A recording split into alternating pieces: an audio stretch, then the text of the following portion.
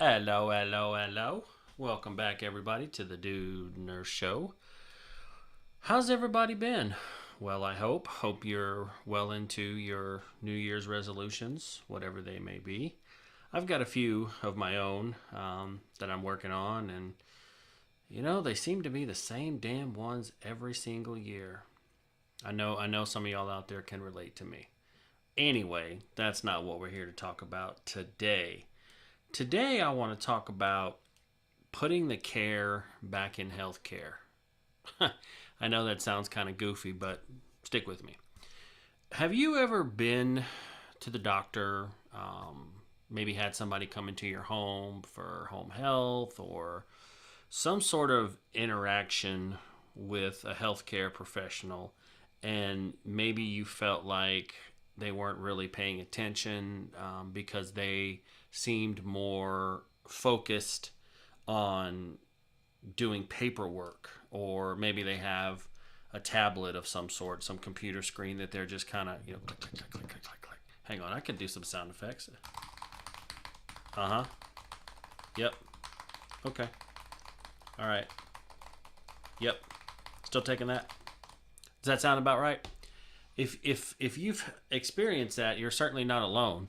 I too have experienced that as a healthcare professional. I've seen coworkers do it, and I'll be honest, sometimes I've done it myself. I'm not gonna lie.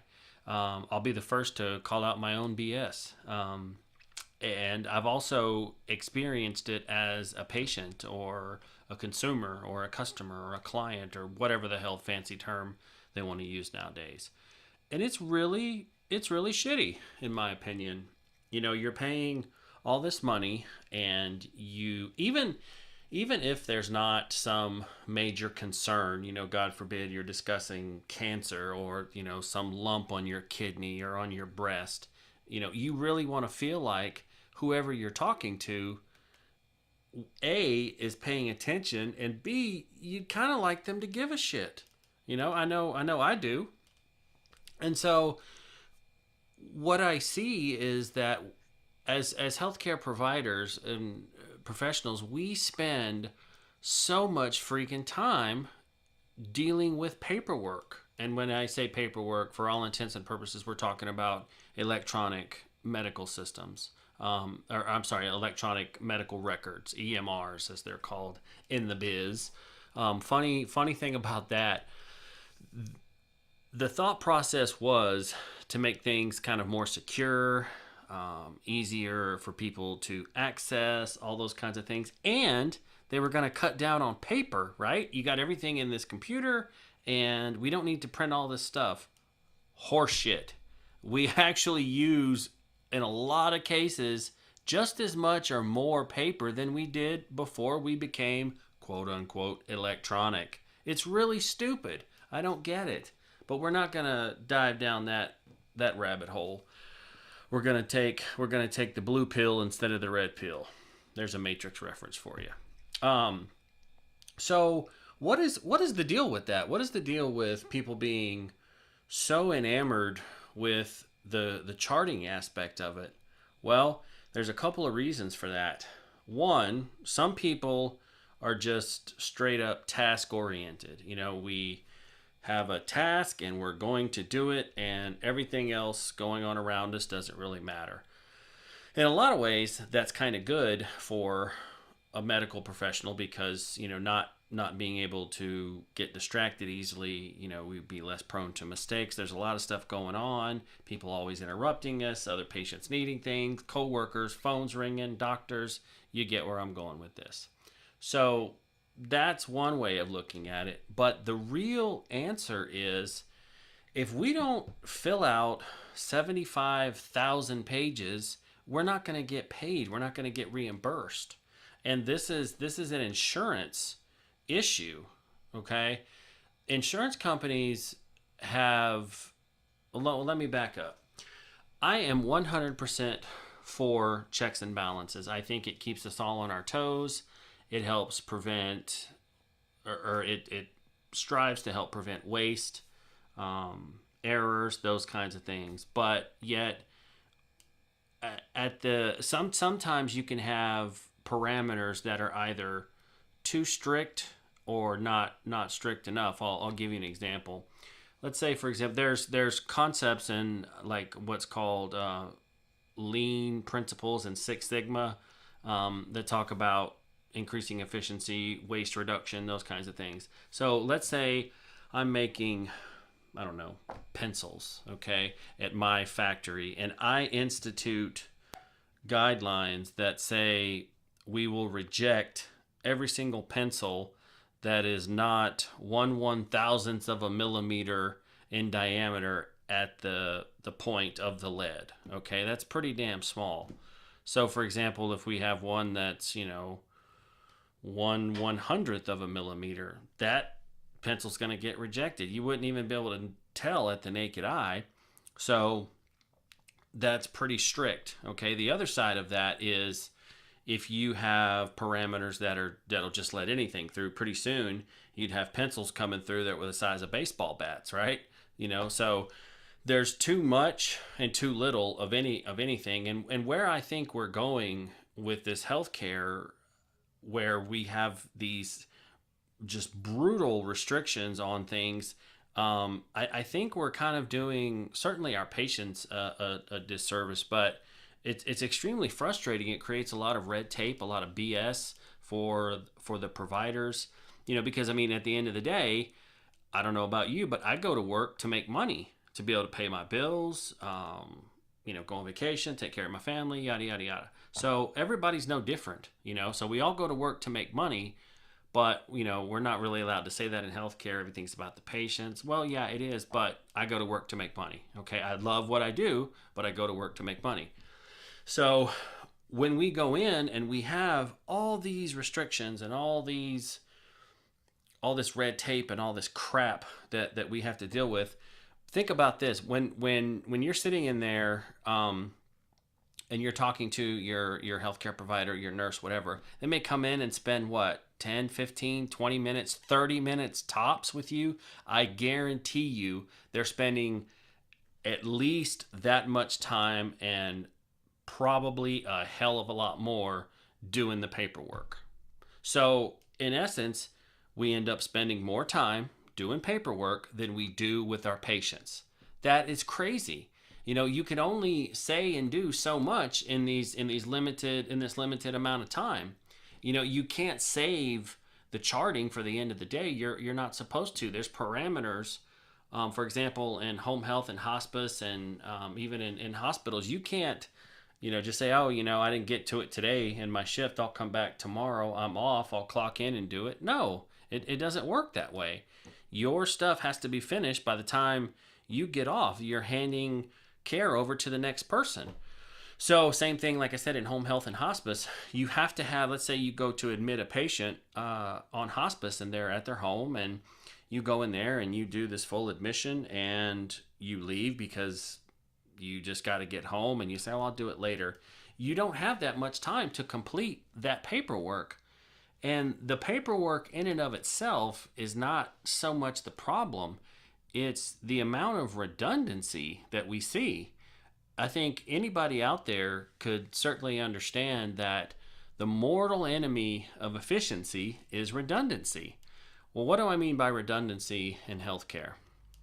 Well, for example, if you look at a chart, say a newly admitted patient, you have to put their vital signs in like 12 different places. You have to sign your name, whether it's electronic or physical signature. You have to sign in multiple places. It's one record. Why do you have to sign your name 17 times within a patient's record?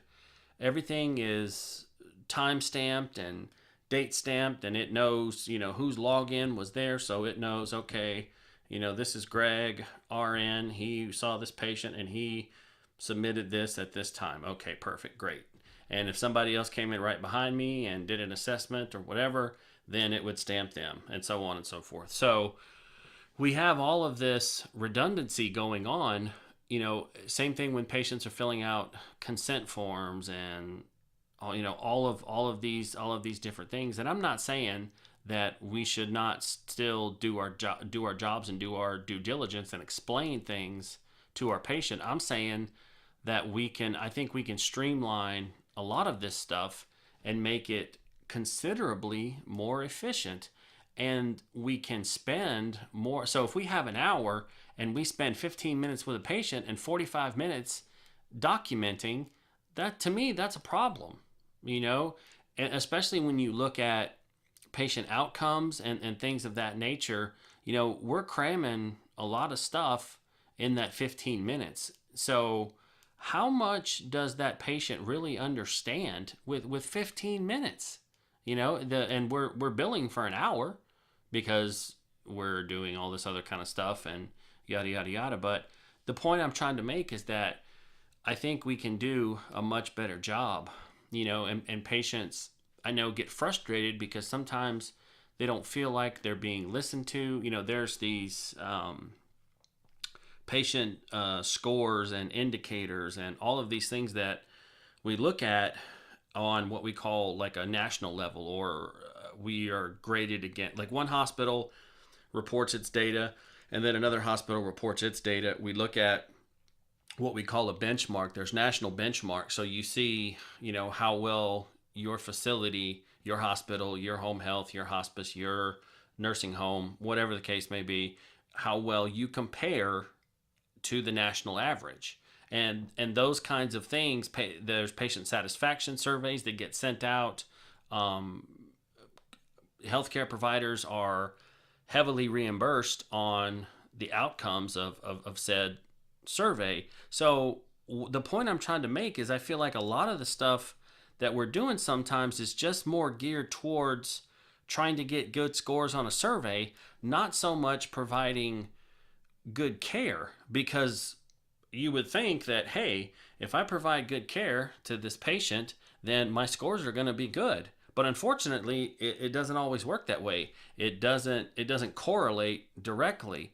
And there's some other reasons why, but you know, we're not going to go too deep into that. But as I said, unfortunately, it doesn't correlate that linearly. It's much more complicated. And so I think that we have taken the care out of healthcare. I really and truly do. We look at, you know, people on the floor. I never worked as a floor nurse, quote unquote floor nurse. I was an ER nurse. So floor nurses, when I would call up to give report on a patient from my ER that's being admitted, the floor, they would be like, oh my God, I'm getting an A word. And that A word is admission. I know what you were thinking I meant. You thought I meant asshole. Sometimes they got those too. Sometimes I was happy to get that patient the hell out of my ER. But I'm talking about an admission, an admit. Nurses hate that word. Hate it. Mainly because, and in my dealing with some of the nurses, like when I was a house supervisor, I would go around the different units and check on people and all this other kind of stuff. The nurses, because there's so much paperwork to do, there's so much stuff to fill out, there's so many boxes to check. And like I said before, I swear you're checking the same box several times in multiple places. I mean, it's a little ridiculous. And I know that, you know, this is a very litigious society. Everybody likes to sue everybody. But goddamn, people, health care. It's not health don't care. That's what it's becoming. Health don't care. You know, and like I said, I think we can do a much better job. We don't have to be quite so task oriented, and we can do our jobs so much better. The other thing that they try to do too is they will load the hell out of the staff for the ratios. For example, there's some units on the hospital where one nurse is responsible for 7, 8, 9 patients I've seen. And this is not a critical care floor. It may be like a medical surgical floor. Patients are pretty stable. But at the same time, though, one of the things I've noticed, like if you look at ERs, ORs, ICU, you know, your very critical care areas, there's a lot of research out there that talks about, you know, nurse to patient ratio. However, there's not a lot of research out there that talks about nurse to patient ratio in these what we call like step down units where the acuity is much lower. What I think goes on, and I've seen it happen, the nurse is so busy. Maybe they have a tech, maybe they don't, or a nurse's aide or whatever. Different hospitals call them different things, but it's basically someone to help out the nurse. Maybe they have one, maybe they don't. So a lot of the things that they would be getting help with, like running water to a patient, or just little tasks that really anyone could do, and the nurse should be left to do more specialized things, giving meds, doing assessments, talking to doctors, all those kinds of things, right? We're supposed to have this team environment. That doesn't always happen. So as a result, a patient may start to have a decline. It may not be a precipitous decline, so it's very subtle. They may have from shift change to shift change, or from usually the vital signs are done every 4 hours on a stable floor like that. So maybe at 8 a.m. their blood pressure was this, and maybe now at noon their blood pressure is that, or their heart rate, or their respiratory rate, or maybe they have a slight temp. So because they're so busy, they're going to miss things like that. It can be subtle. And like I said, if you're swamped, you are going to miss that. And then guess what? That patient is going to end up with a longer length of stay in the hospital. He or she may also end up on a higher acuity floor. They may have to be moved up to the ICU because they now have this infection and it's got to be treated. And guess what? They're going to be in the hospital for another 2 weeks. That doesn't tie so much into the paperwork, but it's the same kind of concept, because they're just trying to these insurance companies, and it's a lot of it's CMS, Center for Medicare Medicaid Services. Regardless of what type of insurance you have, by and large, Medicare is basically daddy. Okay, Medicare says what goes. So these insurance companies say, hey, we're only going to pay you so much for this diagnosis. This patient came in here to have knee surgery. This is the money you're going to get. That's it. If that patient's knee gets infected, tough shit, guess what? You just paid for it. Those things are preventable. I'm not saying that they're not. But the overall message is that I just think that they're just trying to have us do too much with too little resources. I think if we could spend more time with patients, less time on the computer with our heads in the chart, I think our outcomes would be better. And eventually it could kind of help stabilize this crazy out of control thing that we have here in the United States called healthcare. And as I said, another way of doing that is, you can't overload your staff. You just can't do it. I mean, these are people's lives. It's not like we work at McDonald's and, oh my goodness, I've got, 17 Big Macs to cook. Well, if someone's Big Mac is burnt, undercooked, doesn't taste good, so what? They get a new Big Mac, right? You give them their money back, give them a discount next time they order, everything's gravy. But we're talking about people's lives. If you screw up and miss something subtly that you should have caught, there may not be a refund. There may not be a do-over, and that's kind of scary. So I just wanted to kind of mention that, to point that out to some of y'all, see what y'all's thoughts are. If you've had any experiences like that where you just, hear the person's head in the computer and they just, yep,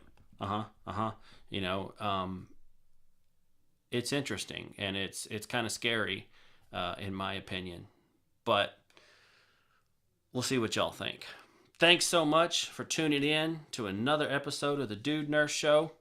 Until next time, take it easy.